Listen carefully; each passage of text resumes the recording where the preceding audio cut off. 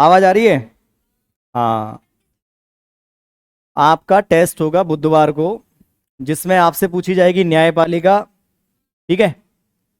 नहीं, स्टार्टिंग के टॉप जो पढ़ा रहे हैं वही पूछा जाएगा। न्यायपालिका सुप्रीम कोर्ट आपसे पूछ लेंगे। ठीक है? चलो, वो वो बाद में। ठीक है, अभी इस पर आओ, ध्यान दो जरा। मैंने कल आपको आर्टिकल 143 बताया था, बताया नहीं था, केवल लिखवाया था कि अनुच्छेद 143 क्या कहता है। अनुच्छेद 143 कहता है राष्ट्रपति की परामर्श शक्ति। किसकी शक्ति? ये राष्ट्रपति की भी है और सुप्रीम कोर्ट की भी है। मतलब सुप्रीम कोर्ट देता है परामर्श और राष्ट्रपति लेता है परामर्श। सुनते चलना जरा ध्यान से। अच्छा, जो राष्ट्रपति है, राष्ट्रपति मतलब कौन?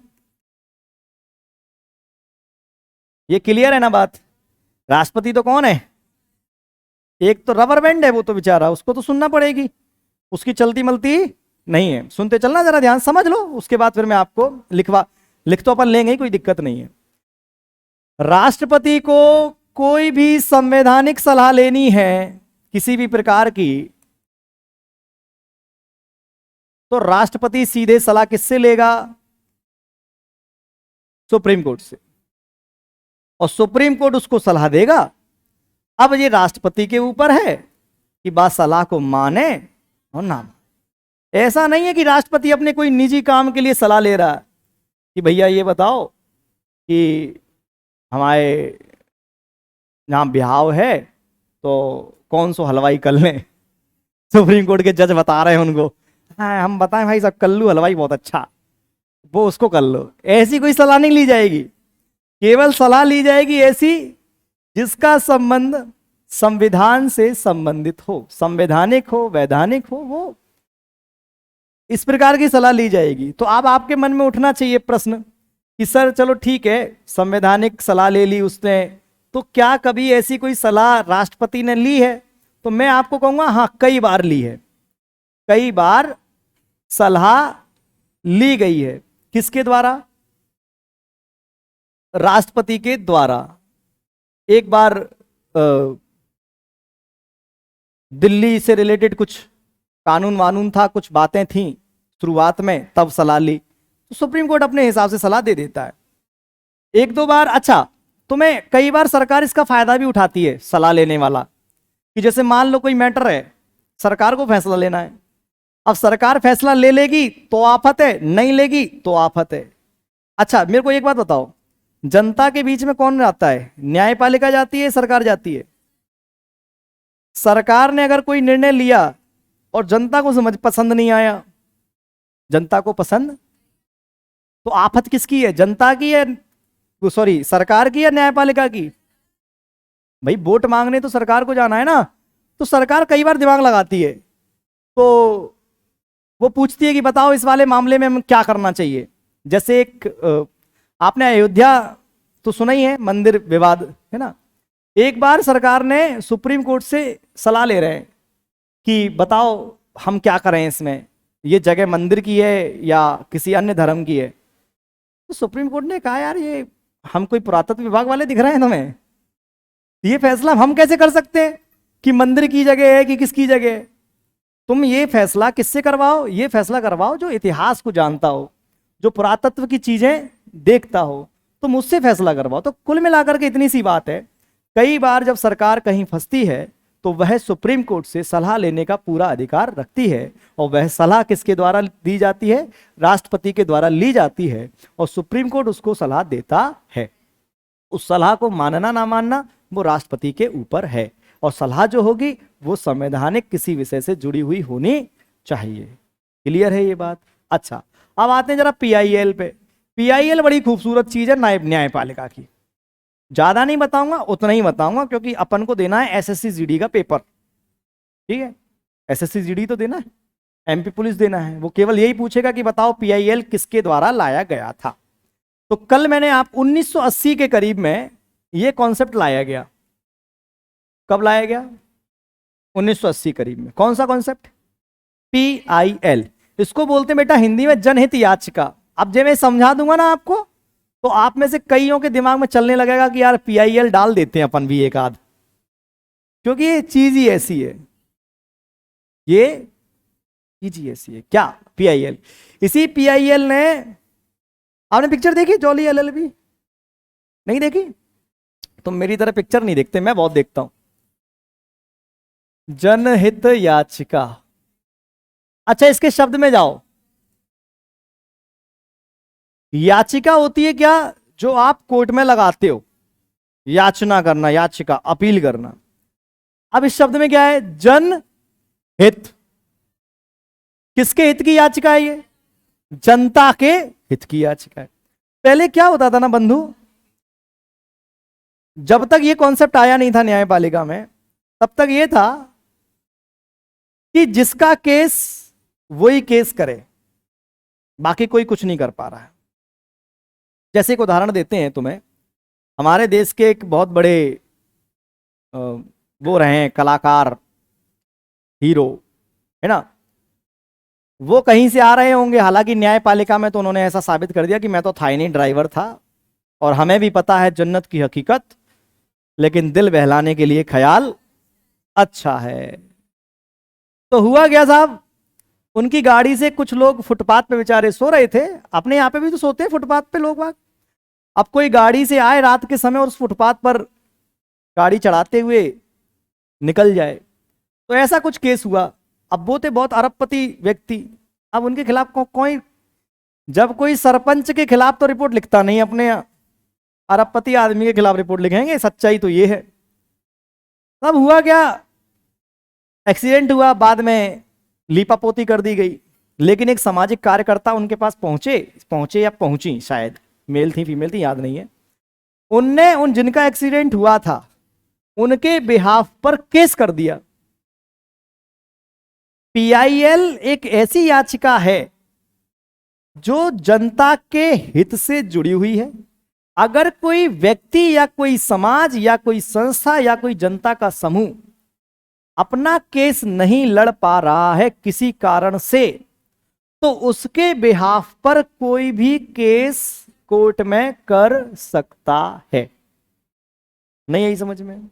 दो जज रहे हैं, एक तो कल मैंने आपको नाम बताया था, क्या नाम था उनका, पीएन भगवती, और एक है कृष्ण अय्यर, उनका आगे का नाम मैं भूल गया हूं, कृष्ण अय्यर करके हैं।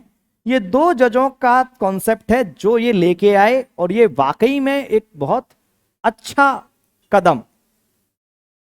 अच्छा अपने देश में तो कुछ बना दो तो आफत, ना बनाओ तो आफत। तो अब वकील लोग क्या करते हैं, किसी भी मुद्दे पे पीआईएल डाल देते हैं, किसी भी मुद्दे पे। अब मुझे एक चीज बताना, जैसे आप जिस रास्ते से आते हो उस रास्ते में गड्ढे थे या कुछ था, किसी का नुकसान हो गया, पूरे मोहल्ले का नुकसान हो गया। अब कोई व्यक्ति केस करने के फिराक मतलब कैपेबिलिटी नहीं रखता है, मुझे पता लगा, मैंने कहा तुम्हारी गली का न्याय मैं करवाऊंगा, तो मैंने तुम्हारे बिहाफ पे क्या लगा दिया, केस। तो वो क्या कहलाएगी? पीआईएल को जानने का सबसे अच्छा है, एक पिक्चर है जॉली एलएलबी फर्स्ट और जॉली एलएलबी 2, देखना बढ़िया है एकदम।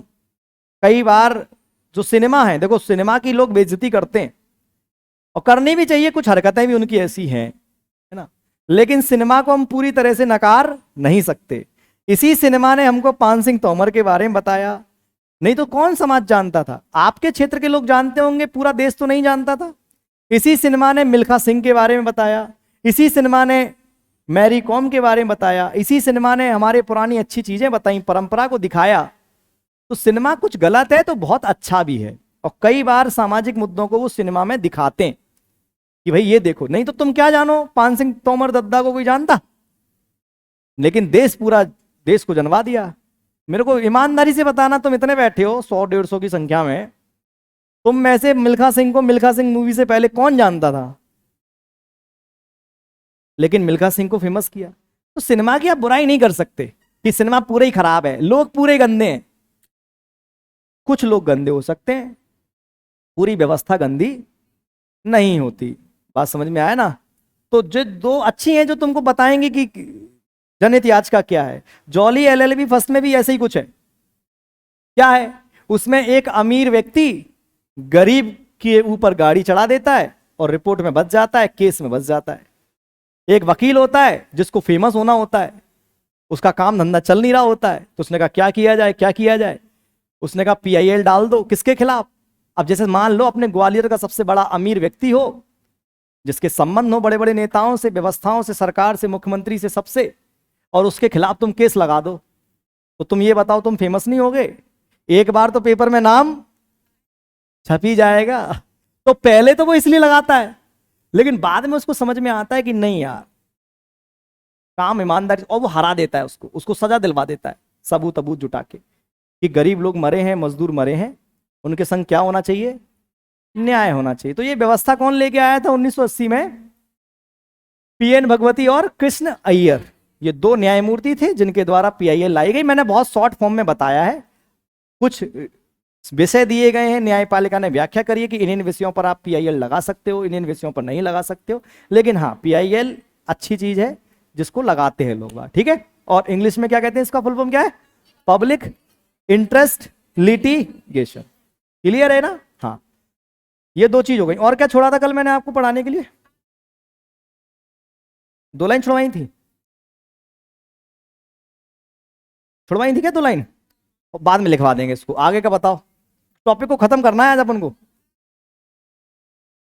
आर्टिकल 32 मौलिक अधिकारों का संरक्षक।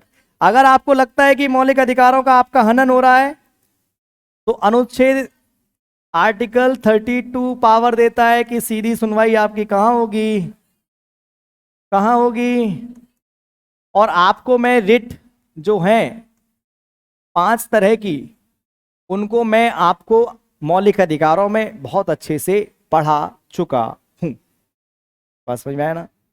बहुत अच्छे से पढ़ा दिया है, आप उसको पढ़ लीजिएगा। और आज हम थोड़ा सा लेट हो गए थे आपको पढ़ाने में, उसके लिए हम खेद व्यक्त करते हैं। और आपका बुधवार को टेस्ट होगा, कल न्यायपालिका याद करके आना। हाँ कल, अरे मेरा मतलब कल मतलब, और हिंदी दिवस मनाओ और हिंदी की इज्जत करो। मैं कह रहा हूं अभी आजकल के बच्चों से पूछ लो ना, हिंदी की गिनती लिख के बताओ। अरे तुम में से अभी मैं पूछ लूं छोटवा बड़वा, तो तुम ना बता पाओगे यार। अभी कहोगे आ ई ई। हिंदी की मन से इज्जत करो, ठीक है? पढ़ो सीखो, जरूरी है। समझ में आया ना? और इंग्लिश, जब तुम दूसरी लैंग्वेज को इज्जत दोगे, इंग्लिश भी ठीक है, लैंग्वेज कोई खराब नहीं होती, आदमी खराब होते हैं, लोग खराब होते हैं। ना लैंग्वेज खराब होती, ना धर्म खराब होता, लैंग्वेजेस को बोलने वाले खराब होते हैं, ठीक है? चलो कल मिलते हैं। कल मतलब हाई कोर्ट, लोअर कोर्ट, लोक अदालत, राजस्व न्यायालय, ये रह गए हैं। और मजदूर श्रम न्यायालय, ये आपको पढ़ाऊंगा अगले टर्न पे, ठीक है? चलो, ऐसी पढ़ाई।